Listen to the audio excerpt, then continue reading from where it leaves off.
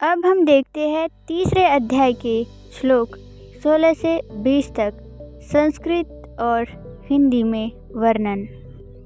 सृष्टि चक्र के अनुसार चलने अर्थात अपने कर्तव्य का पालन करने की जिम्मेदारी मनुष्य पर ही है। अतः जो मनुष्य अपने कर्तव्य का पालन नहीं करता उसकी ताड़ना भगवान आगे के श्लोक में करते हैं। एवं प्रवर्तितं चक्रम नानुवर्तयतीह यः अघायुरिन्द्रियारामो मोघम पार्थ स जीवति। हे पार्थ, जो मनुष्य इस लोक में परंपरा से प्रचलित सृष्टि चक्र के अनुसार नहीं चलता, वह इंद्रियों के द्वारा भोगों में रमण करने वाला अघायु अथवा पाप में जीवन बिताने वाला मनुष्य संसार में व्यर्थ ही जीता है। यस्त्वात्मरतिरेव स्यादात्मतृप्तश्च मानवः आत्मनैव च संतुष्टस्तस्य कार्यं न विद्यते।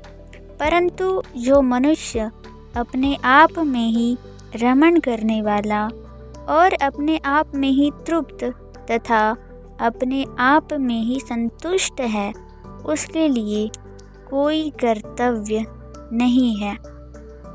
नैव तस्य कृतेनार्थो न कृतेनेह कश्चन न चास्य सर्वभूतेषु कश्चिदर्थ व्यपाश्रयः। कर्म योग से सिद्ध हुए महापुरुष का इस संसार में न तो कर्म करने से कोई प्रयोजन रहता है और न कर्मों को न करने से ही कोई प्रयोजन रहता है, तथा संपूर्ण प्राणियों में इसका किंचिन मात्र भी स्वार्थ का संबंध नहीं रहता। पीछे के 2 श्लोकों में वर्णित महापुरुष की स्थिति को प्राप्त करने के लिए साधक को क्या करना चाहिए, इस पर भगवान आगे के श्लोक में साधन बताते हैं। तस्माद् सक्ताः सततं कार्यं कर्म समाचर असक्तो याचरण कर्म परमाप्नोति पुरुषः। इसीलिए तू निरंतर आसक्ति रहित होकर कर्तव्य कर्म का भली भांति आचरण कर, क्योंकि आसक्ति रहित होकर कर्म करता हुआ मनुष्य परमात्मा को प्राप्त हो जाता है। आसक्ति रहित होकर कर्म करने अर्थात अपने लिए कोई कर्म न करने से क्या कोई परमात्मा को प्राप्त हो चुका है? इसका उत्तर भगवान आगे के श्लोक में देते हैं। कर्म नैव हि संसिद्धि मा स्थिता जनकादयः